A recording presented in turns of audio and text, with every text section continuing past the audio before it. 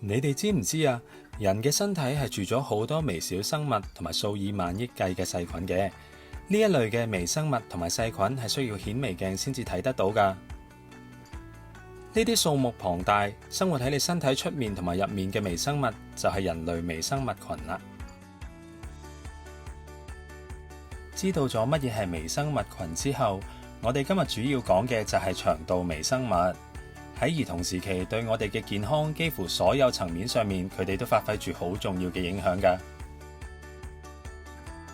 其實大部分腸道微生物群喺你出世嗰陣時，甚至喺出世之前已經喺子宮入邊從媽咪嗰度繼承咗落嚟㗎啦。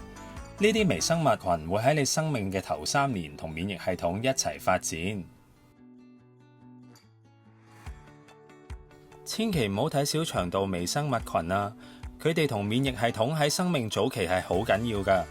大個咗之後患炎症性腸病、肥胖症、自閉症等等嘅風險，往往都係呢個時間決定嘅。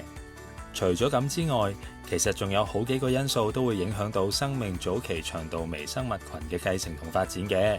譬如話分娩方式啦、飲食、直接或者間接接觸抗生素、周圍嘅環境、藥物或者疫苗接種都係其中一啲嘅例子嚟㗎。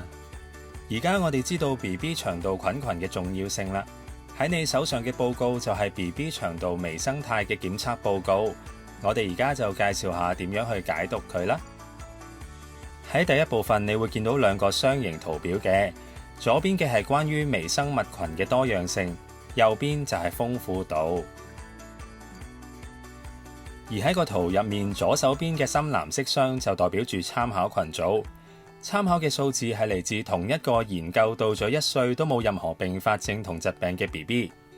喺右手邊嘅就係嚟自你 BB 嘅數據，橫線嘅高低就標示住 BB 嘅腸道微生物群多樣性同豐富度。一般咁講啦，低多樣性好有可能同疾病發展嘅風險有關嘅。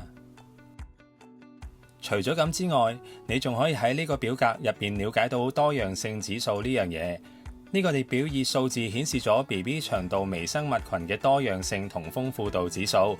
你可以將佢同參考範圍作出比較。你亦都可以喺報告總結嘅第1點揾到呢啲圖表嘅正確注譯㗎。嚟到報告嘅第2部分啦。呢度2幅圓形圖分別顯示咗你 BB 同埋參考群組整體腸道微生物群嘅組成。喺呢度你會揾到最常見嘅腸道微生物品種同埋數量。我哋用咗唔同顏色去表示唔同嘅微生物品種。嚟到下面呢一個棒形圖啦，你需要留意嘅係有冇一啲例如係雙歧桿菌呢一類有益嘅微生物出現呢？而佢哋嘅水平係咪又同參考群組一樣都係咁多呢？呢一類嘅腸道微生物除咗幫助消化之外，仲會產生維他命同埋其他營養素。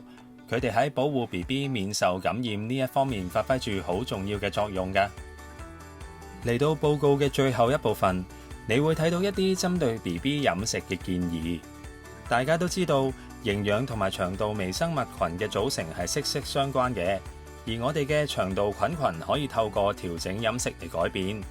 如果有健康嘅飲食，就可以獲得更加健康嘅腸道菌群啦。根據個檢測報告，除咗一般建議之外，我哋喺唔同食物類別當中都特別為你推薦咗各樣食物，包括全穀物類、蔬菜類、水果類、豆類同埋堅果類。為咗 BB 未來嘅健康，我諗你哋都可以計劃下為 BB 準備日常膳食嘅時候，慢慢加入呢啲建議嘅食物。記住啊，千祈要避免接觸任何已知嘅食物過敏源啊。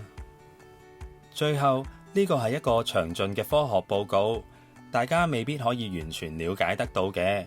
我哋希望大家盡量可以留意提供咗俾你哋嘅建議。如果真係有需要嘅話，你哋亦都可以諮詢兒科醫生㗎。